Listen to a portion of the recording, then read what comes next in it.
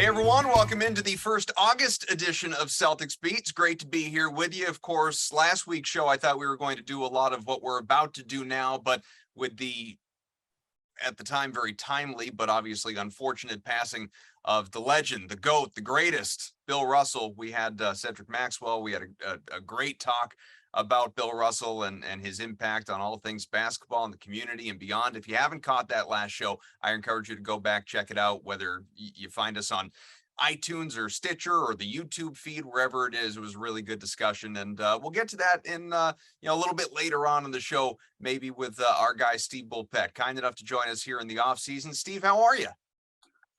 Warm. Yeah, it's well, at least you're inside. I hope there's some AC. It's if we were doing this yesterday, when at least in our neck of the woods it was roughly 100 degrees and you were sitting out on your deck or something, that would have been really uncomfortable. Yeah, no, we're hoping the sea breeze kicks in.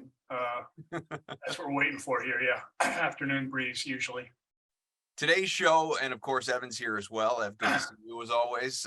Today's show, the real focus is to Kevin Durant or not to Kevin Durant, and we're going to touch on every angle of this thing, including, of course, the validity of it. That's one of the overarching themes of this. So if you feel like, oh man, we've been doing this for weeks, haven't we? Like, we've heard this before in other places. One, we haven't done it. And two, I think we're going to hit a lot of angles that have not been discussed yet. So do bear with us and stay with us because, I find this, even though, just to put this out first, I do not think there is any Kevin Durant-Jaylen Brown swap that is going to happen. So, I guess you could argue we're wasting our breath because I don't believe that trade we're going to have like a Kyrie Irving to Boston in August type of deal. That's not going to happen.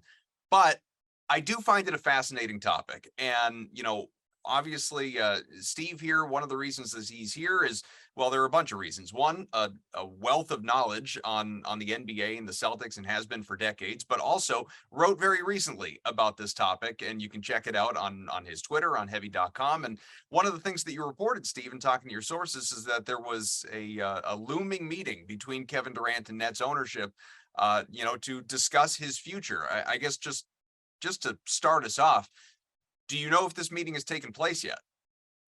Excuse me, I do not. And I want to apologize to anybody watching this, right? My frequent reaches for something to drink here, just coming in from a workout. He was a beast. Anyway. He just needs to hydrate up. That's yeah, seriously. Interval training. Yeah, not too bright. But no, I do not know if the meeting has taken place yet. And I do not know what the point of the meeting will be if and when it occurs. I'm not sure, who asked for it and what the plan is, what the desire is. Well, if the plan and desire, I would think more so from the Nets perspective than Durant's, because obviously Kevin Durant is the one who has requested the trade pretty publicly at this point, or at least the public interest. It would be to smooth out his future and keep him in Brooklyn. I would think that's what the Nets want anyway. So if you were to handicap the odds on Kevin Durant's future in Brooklyn actually being there when next season tips off in a couple of months, what do you think versus him landing somewhere else? I think in terms of him being a Brooklyn Net at the start of the season, I'd say about 80%. And that's not basically because I think it's just really hard for the Nets to find the deal that they want. Pretty damn impossible to find what they're asking for. A couple of stories ago, I believe it was last week, I wrote a story with the point being that if you trade for Kevin Durant, that basically means you're going for a championship now. Mm-hmm. You're not trading for Kevin Durant as part of some long-term rebuilding plan, right? So if you trade for him and you have to give up a lot, the big question then becomes, do you have enough left after you give up what you need to get him? Do you have enough left to compete for a championship? So supposedly there have been reports that the Nets want from the Celtics, Jaylen Brown, Marcus Smart, like 4 first-round draft picks, the Custom House Tower, City Hall Plaza, a couple other things to be named later. Yeah. And if the Celtics would ever do that, are they a championship team afterward? So it's like, I think that's the issue that a lot of teams that perhaps want to get in on this are finding. So I think, I know I wrote this about a month ago or more, that if you see a trade go down, when Kevin Durant gets moved, it's most likely going to involve a third team, maybe even a fourth. It's going to have to be something creative. So I'm glad you brought all that up, because that's, and I've tweeted this out a bunch of times as well, and I've alluded to this on this show when we've had time to talk a little bit about it, is that's sort of the aspect, Steve, that pisses me off about this whole thing. Everybody talks about it like it's Jaylen Brown for Kevin Durant. You talk about the age. Well, Jaylen Brown is 8 years younger. Well, Kevin Durant, he's still one of the top 3-5 players in the world, however you want to classify him, and no signs of slowing down except for obviously injury risk and blah, blah, blah, blah, blah. And people discuss it like it's a 1-for-1. And quite frankly, even if it were a 1-for-1, I could find a way to argue against doing the trade if you're the Celtics. But it's not anywhere near a 1-for-1, as you talked about. Whether it's the reported offer from the Boston side of Derek White and a first-round pick and maybe Grant Williams or somebody like that, or like you said, the reported asking price from the Nets being Brown and Marcus Smart. Oh, by the way, the defensive player of the year, and maybe another piece. And obviously all those picks coming up in the future, whether it's first-round picks outright or first-round pick swaps or some combination.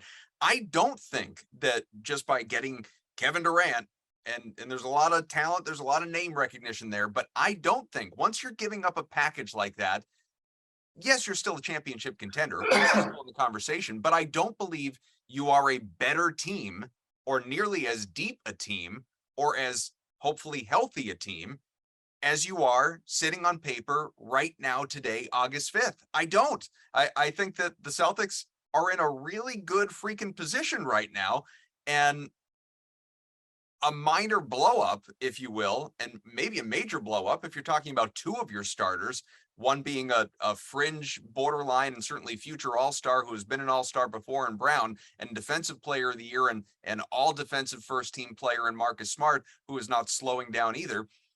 You're really changing the makeup of what you're doing as a team and the defensive identity that got you to the finals in the first place, and on and on. I'm rambling, obviously.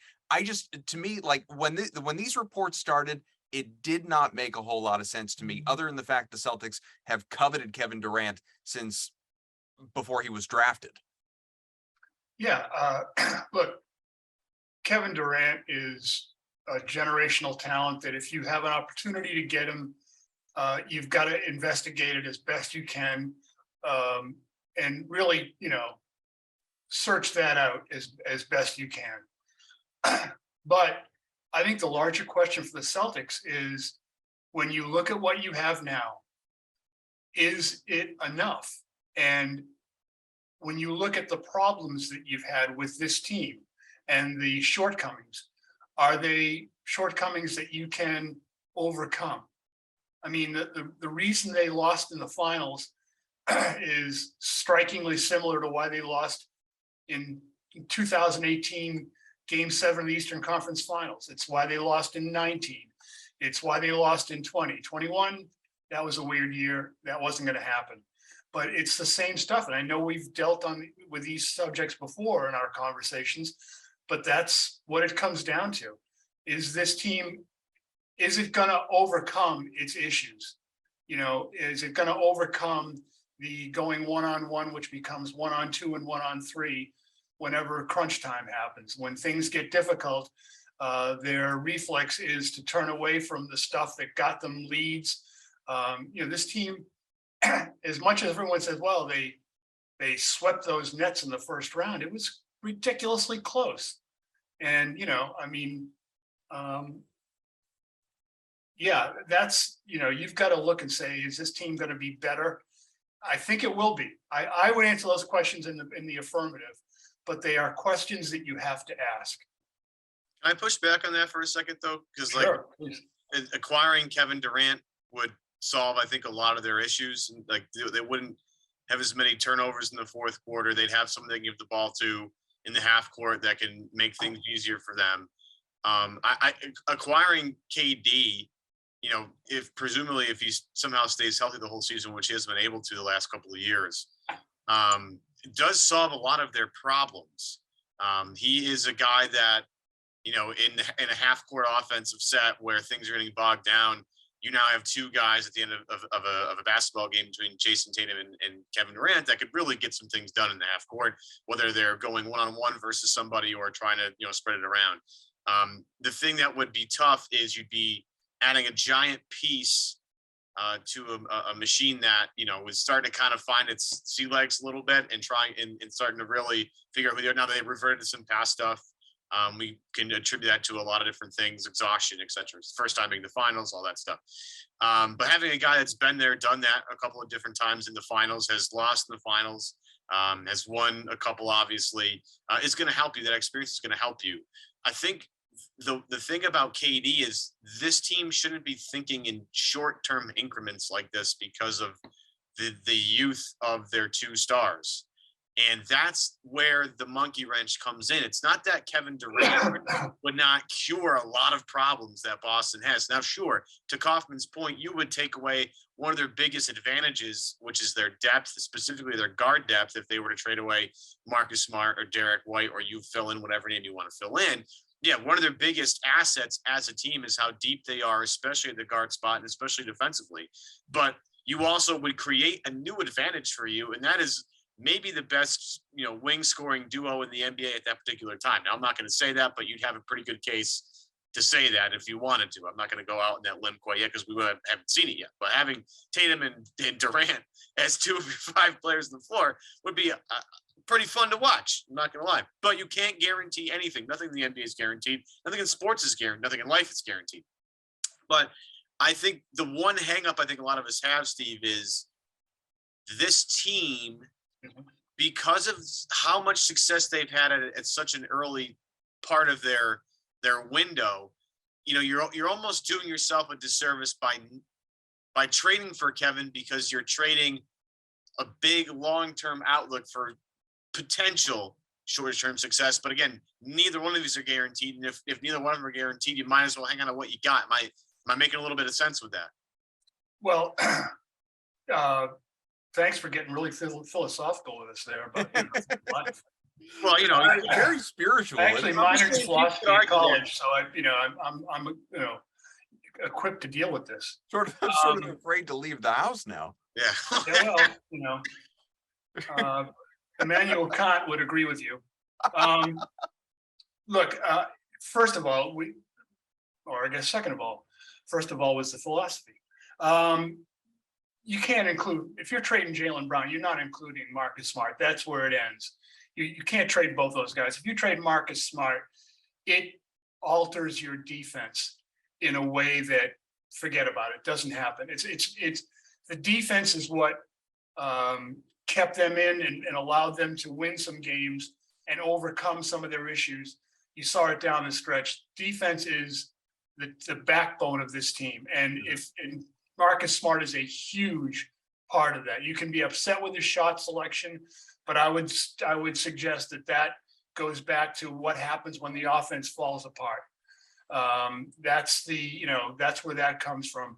Marcus Smart is rarely a problem when the ball is moving and popping, when guys are getting it, giving it up and getting it back. Marcus Smart ain't a problem. And what he gives you defensively, the edge he gives you, the size at the point guard position, is immeasurable.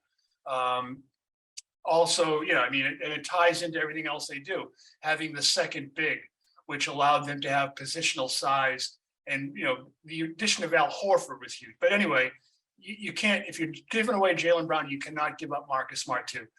Deal breaker. Mm-hmm.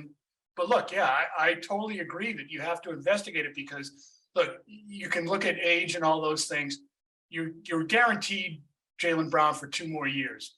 You don't know beyond that. No one knows what the landscape will look like. I think things will be fine as long as this team wins. I think things will be fine. If this team starts to lose, if it starts to fall short of expectations, then I think you're bringing every possibility into play.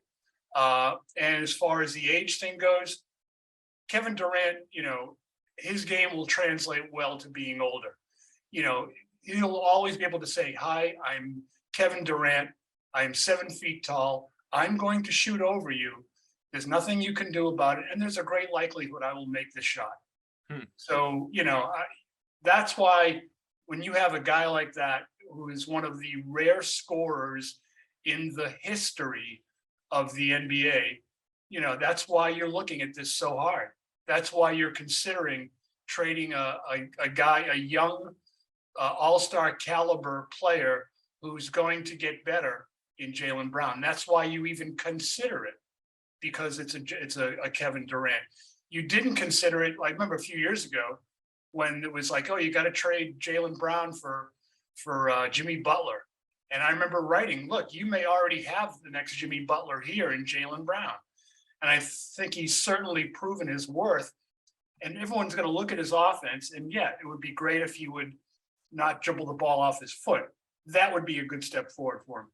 But people got to look at his defense too, and what Jaylen Brown gives you defensively as part of what they run defensively is huge. So yeah, it's a big thing to consider. And the only reason you're considering moving a guy, a young talent like Jaylen Brown, is because it's Kevin freaking Durant. So Steve, I look at all of this and I could talk myself into a trade for Kevin Durant because, like you said, he's Kevin freaking Durant. As Evan said, him and Tatum side by side, that'd be a lot of fun to watch. There'd also be an element of, boy, he feels like just such a hired gun, bouncing from team to team the way he has in recent years after going to the Warriors and winning titles and then teaming up with Kyrie in Brooklyn. Now where's he going next? It would take a little bit of the shine off, I think, for me, just a little bit. But, for all the different reasons that I could absolutely be called a homer, defensive Marcus Smart being probably very high up on that list in almost everything that the man does. Where I'm not a homer is not wanting this deal to happen, because I talked about, again, the depth. They have the pieces, especially with the additions of Malcolm Brogdon, Danilo Gallinari, addressing some of the weaknesses that they had in the postseason, in particular the finals. They just went to Game 6 of the finals. They are, as things stand right now anyway, healthy going into next year, and hopefully that maintains, and they're for the most part as healthy next season as they were this past year. They're the favorites right now. They are the betting favorites to win a championship right this minute. But above all of that, as you said earlier, you bring in Kevin Durant, you're doing it to win right now. You keep Jaylen Brown and all of that depth that you have that we outlined, you are setting yourself up. And again, this is presuming that Jaylen Brown wants to be here and will re-sign in a couple of years when he's a free agent. And we'll get to this, if you view Jaylen Brown as the ultimate flight risk and you don't believe he wants to be here, then yeah, of course you're going to attempt to get something for him before he goes for nothing. That's a different conversation. And again, we'll get to that one. Look, it's not about whether you're thinking that Jaylen Brown doesn't want to be here. I don't mean to interrupt that. I want to cut that part off. It's not that you don't think he wants to be here. The question is if the team doesn't meet expectations. Right. So that's the part that you're bringing in, and there's nothing certain, there's injuries happen, etc. And all I was really building up to is I want a window, I want a championship window that isn't the next 2 or 3 years before Kevin Durant is, 36, 37 years old. I want to see what Brown and Tatum in their primes together look like. And hopefully, obviously, they will from a contractual standpoint. I want to see what like last year was the first year that we had a playoff run out. And I'm not saying there would have been other years they would have been as true a title contender as they were last season. Last year was really a perfect storm in a lot of ways, that second half of the year and into the playoffs. But every year prior for the last X number of years, there was a key injury or two that time of year where you said, probably not going to happen this year. They don't have X. That excuse was gone last year. It didn't happen, I know, but that excuse was gone. We got a taste of what it could look like. I want a championship window for the better part of a decade, like the Warriors have had, like the Spurs had for 2 decades. Like, when you've got the talent, they have the talent. I want to see what it looks like. Well, the part you're leaving out, when you look at the saying that right now they have a long or a wide championship contender window, is Al Horford. He was a huge part of what this team was able to do this year. Like we said before, his mere presence allowed everyone to move over a chair, and all of a sudden it gave you. I know I wrote about this a while back. It took Jason Tatum and went him from a power forward to now he has a size advantage at the 3 spot. It took Jaylen Brown and moved him from 3 to 2, and now he's got a size advantage there. And you've got with Marcus Smart starting and not being concerned about the Kemba Walker's injury availability, all those things, and Kyrie Irving before that.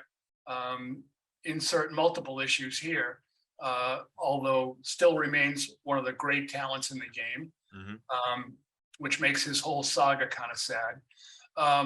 But Al Horford was a huge part of what you do. And look at the effect that having Al Horford had on Rob Williams, who had a fantastic year. So, your window right now, unless you can develop or deal for more size, your championship window with this core is how long Al Horford lasts, which is why it's imperative of this team to either develop from within or find a way to get Al Horford break minutes during the season so that he's ready and able during the postseason to give you everything he can, which is quite a bit, as we've seen. I'm getting a little off track, but could Grant Williams be that guy?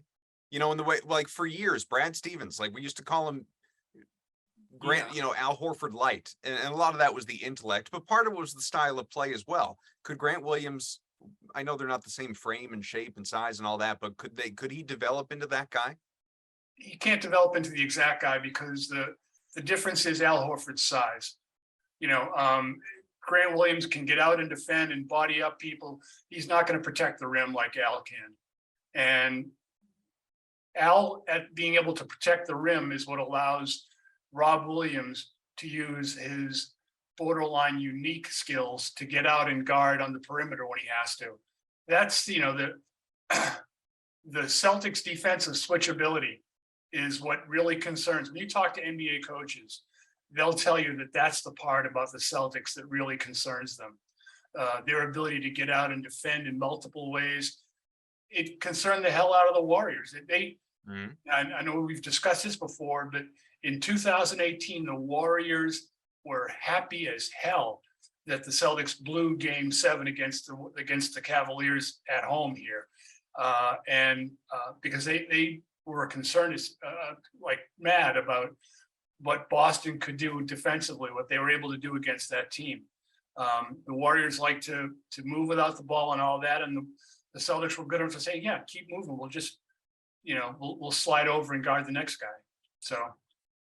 I just want to, Adam, I think you brought up something earlier about trading for KD, and one of the reasons why you don't want to do that is because he feels like a hired gun. Can we all agree that's the silliest reason not to trade for Kevin Durant, because he feels like a hired gun? That should not be. I'm not saying that's a good reason to not trade for him. It was more from the standpoint of rooting for a guy like Kevin Durant, to carry your team to a championship sort of feels, God, there's so much ego in this statement, but it feels like it should be beneath the Celtics. Like it feels like winning a championship is what the Celtics is all about. This is exactly. Hey, but he feels Adam, you're a Celtic fan, right?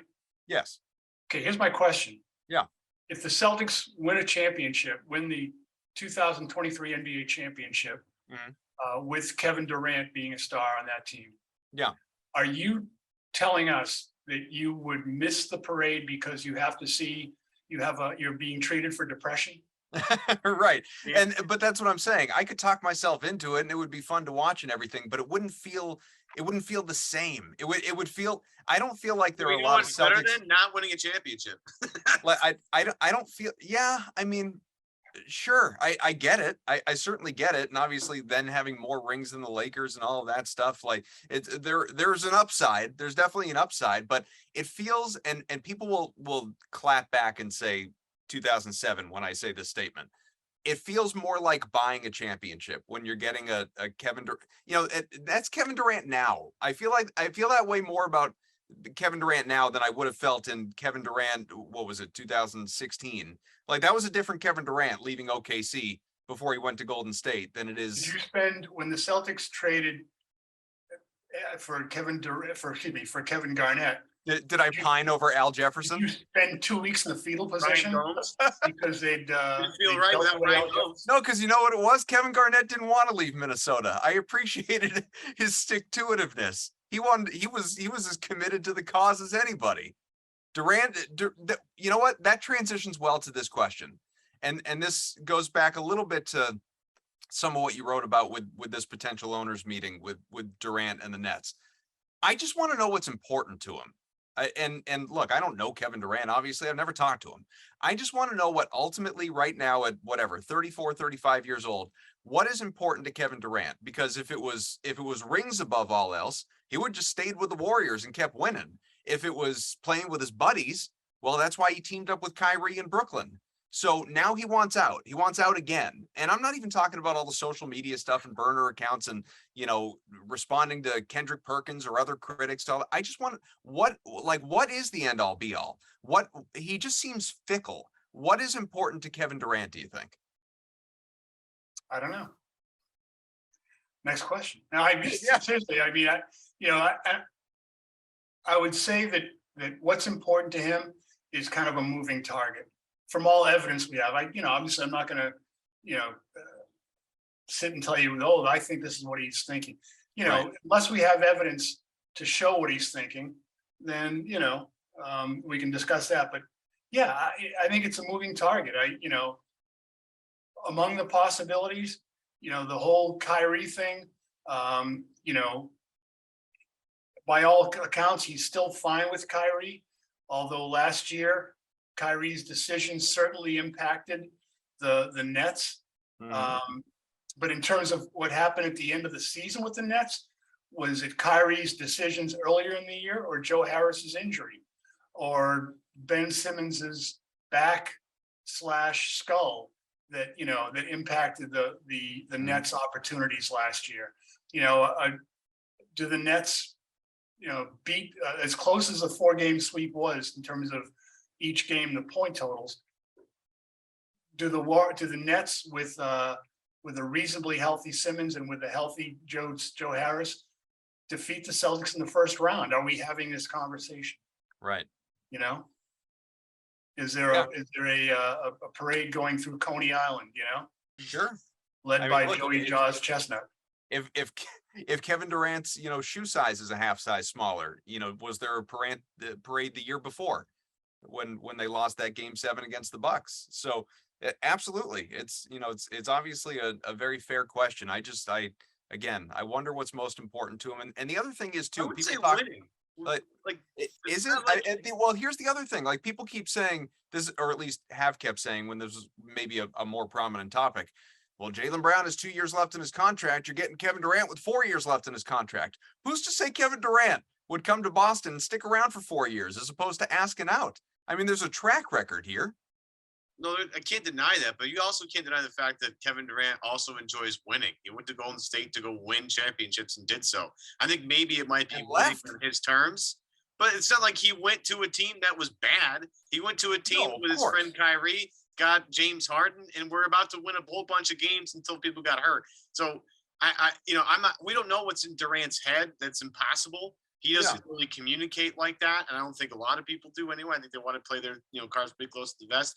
But we can't sit here and say that Kevin Durant doesn't care about winning basketball games. Oh, I'm not saying he doesn't care. I just wonder if it's the most important thing. The thing is, we're sitting here trying to figure out, the psychology here. And I remember writing this. The only reason that the Nets hired Steve Nash as coach was because Sigmund Freud wasn't available. I mean, we have Kant and Freud in this podcast. This is and if you listen to Kyrie Irving at the time, they had a bunch of coaches anyway. Yeah, I mean, no, seriously. Hey, again, if you want to switch this to philosophy, I can finally use that, that work from college all those years ago. You know, Well, I like to make the joke, Steve, that I majored in communications, but I minored in both philosophy and psychology. So it's three different shades of I almost swore, bull.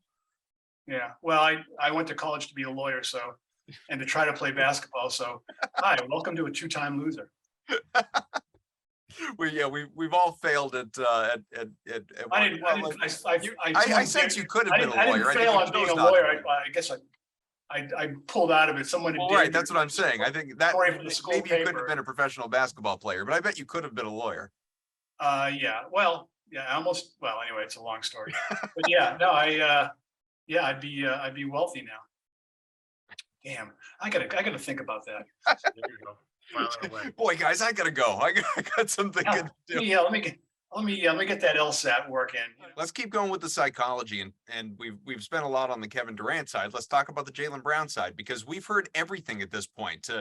Jaylen Brown doesn't want to be in Jason Tatum's shadow. He's unhappy with the Celtics being in trade reports over the years, or reported reports for the likes of Kawhi Leonard and Anthony Davis, and obviously now Kevin Durant. And how does he feel about that? And you get the SMH tweets from him, and all sorts of different things, liking tweets from fans about being disrespected in Boston, and harkening back to the days of getting, ownership getting booed on draft night when he was selected. There are a lot of things we could talk about, obviously, with Brown. And where we've sort of come to a head, or potentially on the verge of coming to a head, is with all of this discussion with Kevin Durant stuff recently, like our own Sherrod Blakely, who's part of the CLNS family, has the A-List podcast. He wrote an article, I think it was for Bleacher Report, about how, don't worry about Jaylen Brown. He'll be fine. He'll play through all this if he's still a Celtic when next year starts, but he's not going to forget it either. He's going to remember this. And then Jackie McMullen, the Hall of Famer, Jackie Mack, she was on TV the other night and was asked, how disrespected or how offended or how whatever should Jaylen feel right now. And she more or less said, oh, stop. Like, this is the dumbest thing in the world. He's a professional. He's a man. He understands the business.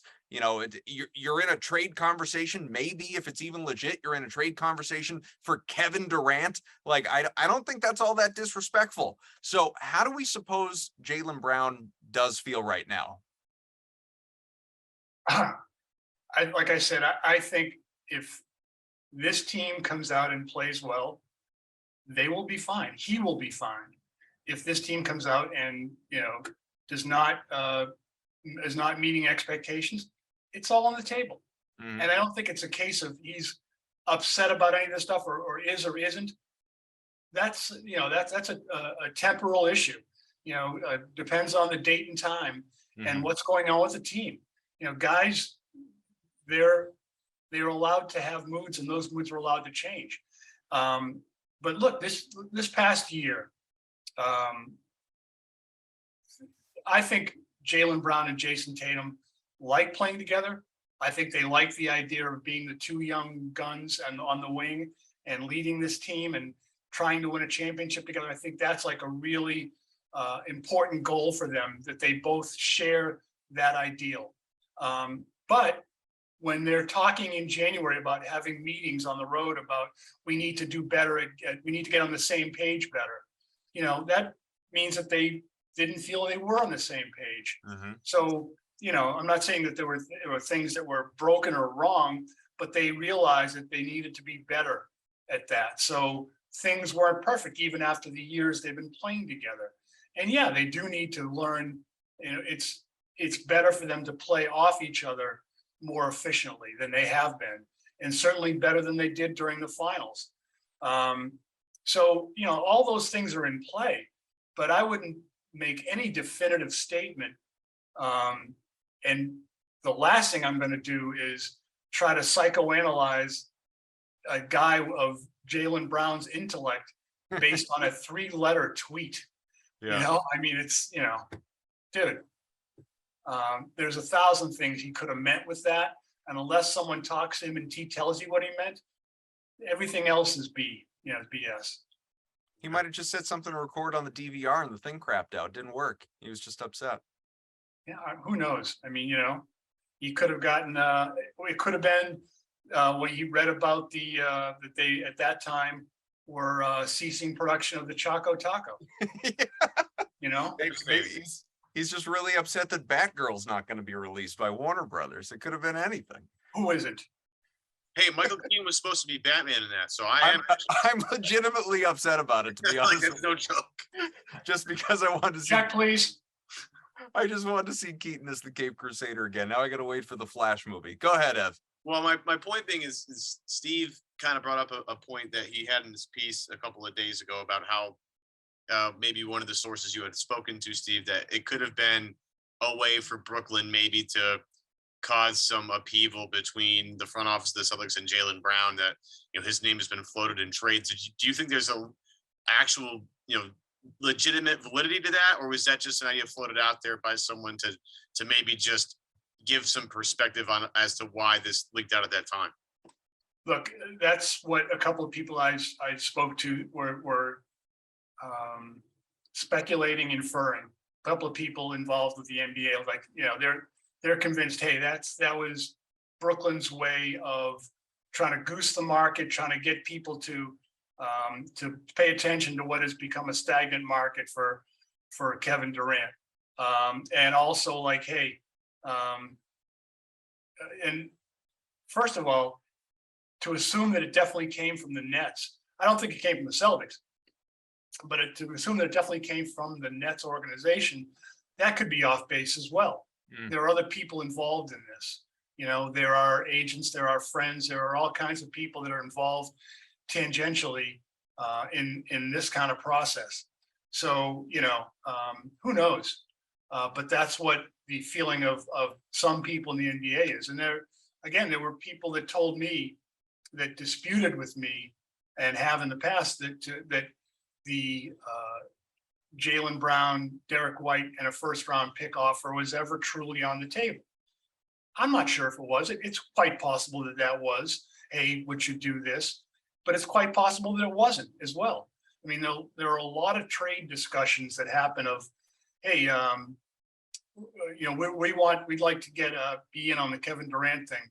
Who on our team interests you? Mm-hmm. And they can say, well, you know, Jaylen Brown and whatever. Okay, well, what would it take?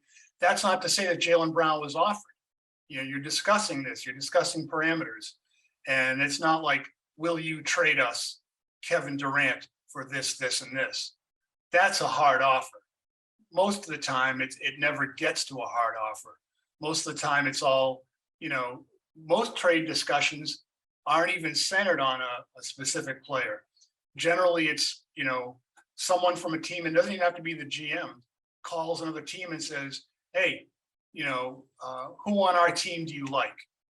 You know, what would you give up for that guy? What kind of thing what would you be talking for that? And it's a conversation, and you find out not just on what could be a potential trade with that team, but also you get a sense of what your player is worth in the marketplace, so that if you talk to another team about down the line in a week or a month later, you have an idea of what your player is, how he's perceived around the league. The way that I find out about deals generally is, and I think we discussed this one of the last times we did one of these, was that I'll get calls from teams, from personnel directors, from GMs, just from people I've known over the years, and they'll ask questions about a guy. And that's how, like, I forget exactly what year it was it the 13-14 season? When I get a call, people are asking me about Rajon Rondo. Mm-hmm. You know, do I know that there's definitely going to be a Rajon Rondo trade? No, but I know he's available. I know the teams are trying to get in line to get in on him. So I know he's not unavailable. And certainly at that point, that was after the Celtics big trade with Brooklyn, everyone was available. So, you know, that's how you find stuff out. But things change so rapidly.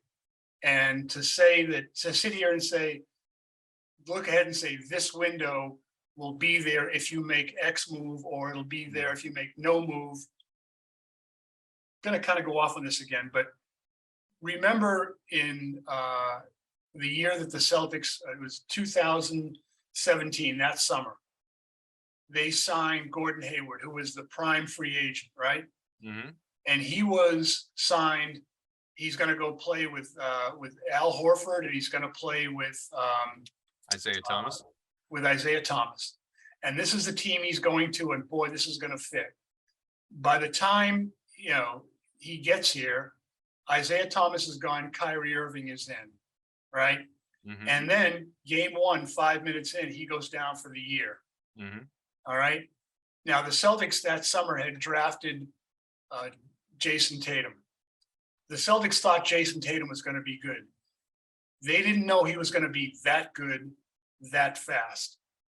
If they had known he was going to be that good, that fast, do they spend that kind of money on Gordon Hayward?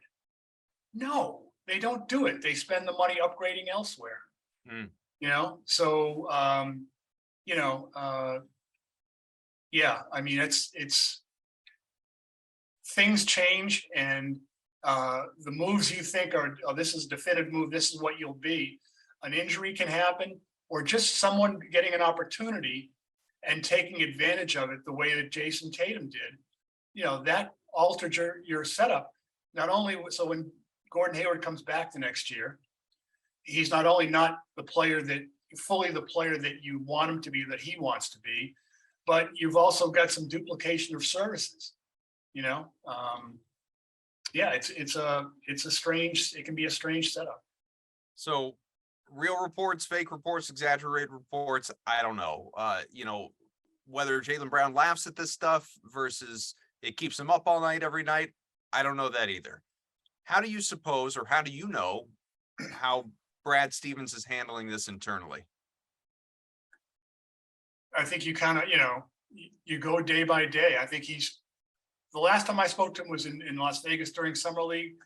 I think he's pretty well relaxed with the situation, because he knows that, if he does nothing, this is going to be a very good basketball team.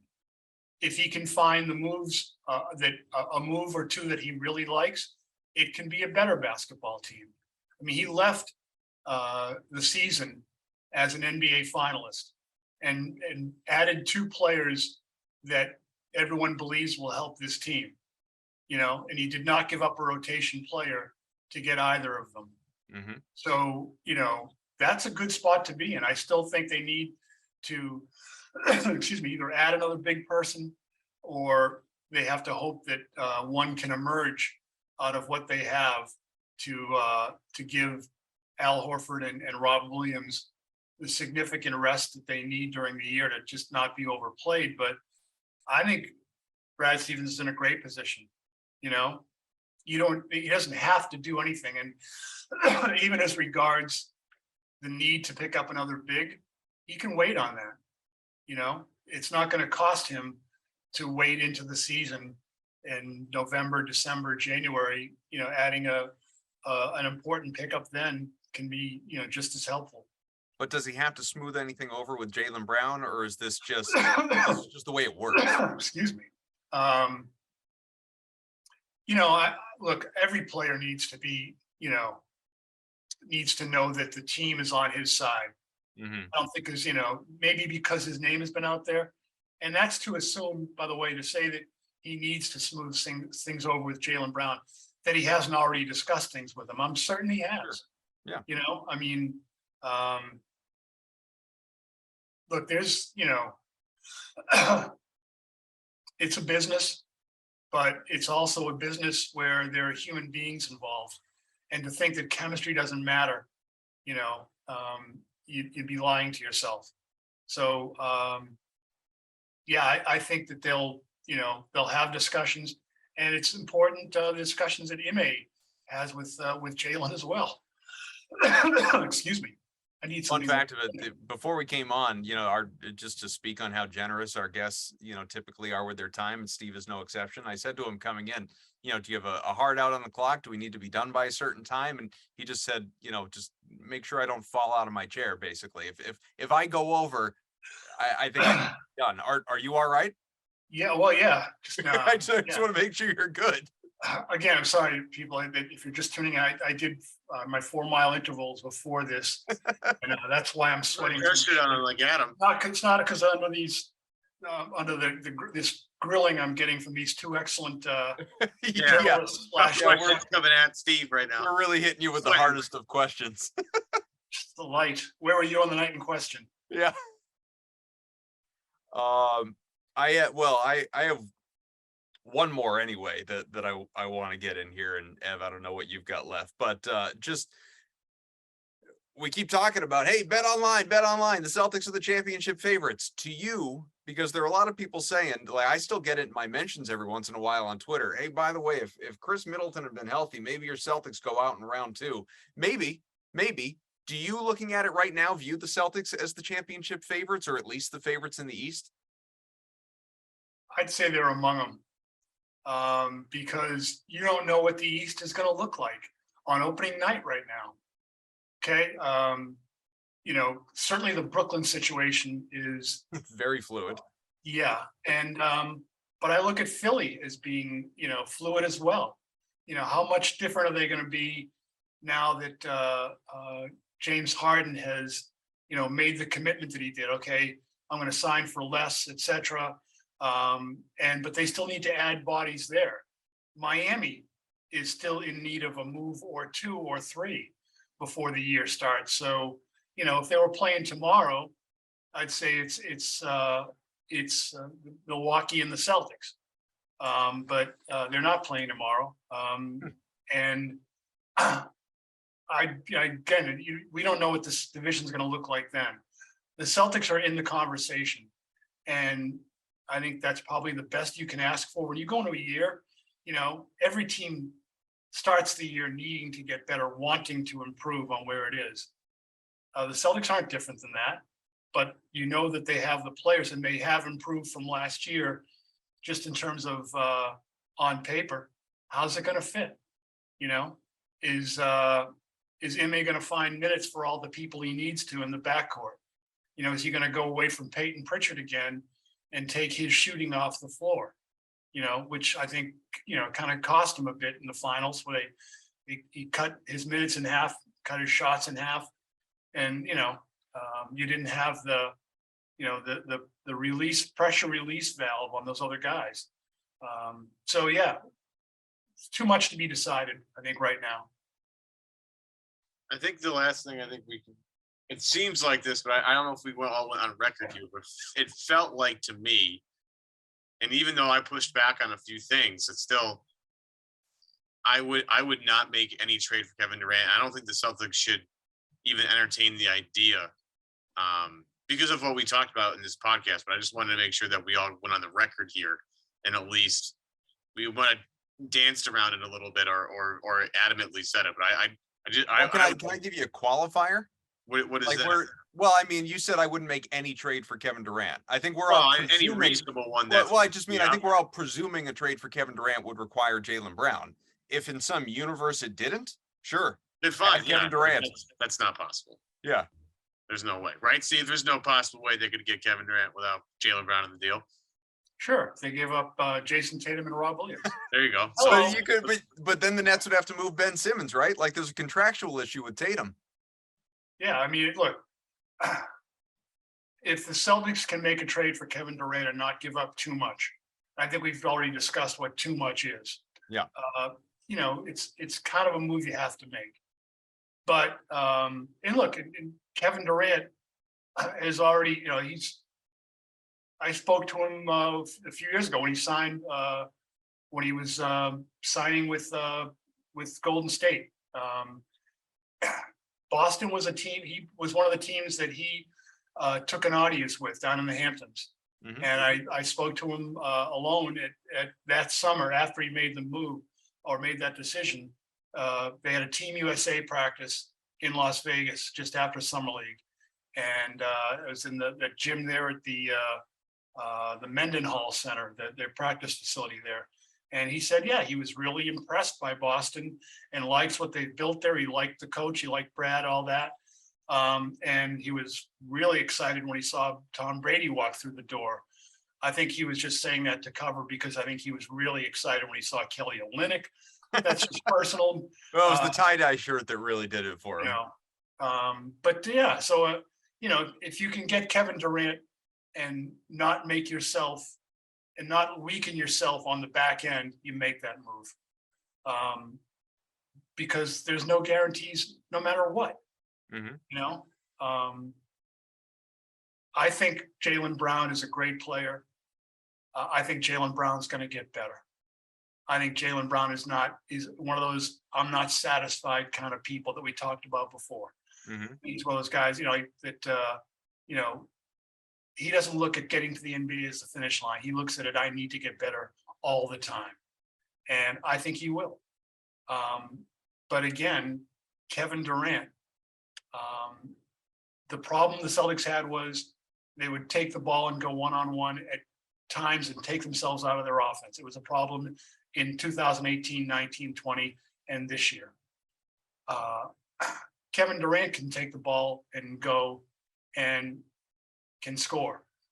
And if he misses, everyone's scrambling. You've got offensive rebound possibilities. And I can see Rob Williams scoring 10 points a game merely on garbage, on, picking up the trash and slipping it through. So yeah, you make it if it's not going to cost you too much. I think every team would look at it that way. Yeah. Yeah, and I don't see it happening. I don't think any of us see it happening. But I am curious. I'm with you. I think the odds remain that Kevin Durant doesn't get moved. It would take a sea change in what the Nets are seeking to have them move. And again, we don't know what the result of their talks are going to be internally, but it would take a sea change from where they are now and what they're requesting. With the history of this show, Kevin Durant's going to be traded in about an hour, but hopefully that doesn't happen. I'll check my phone right now just to make sure. Exactly. Steve, we always appreciate you joining us, your insights, keeping it light, obviously. And, we'll do it again. Season's right around the corner. We're into August now. So, get those interval workouts in while you can, because you're about to get a whole lot busier.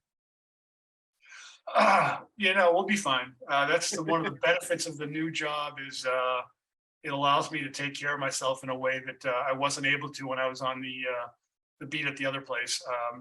I always would say that, and over the years, my primary care physician at the Herald, yeah, that's right. My primary care physician at Mass General wanted me off the beat worse than the readers did. You might have been right the first time. That was pretty good. I like that little. That was good. Might have been the Boss Doctors. I think we've all encountered that in our careers. Yeah, right. I don't know where that came from. All right, Ev, always a pleasure, of course, and thank you not only for your contributions on the air, but your production work off of it. And rate, review, subscribe, all that good stuff. If anyone's still listening to the three of us babbling on, and we'll talk to you again next week. Keep enjoying summer.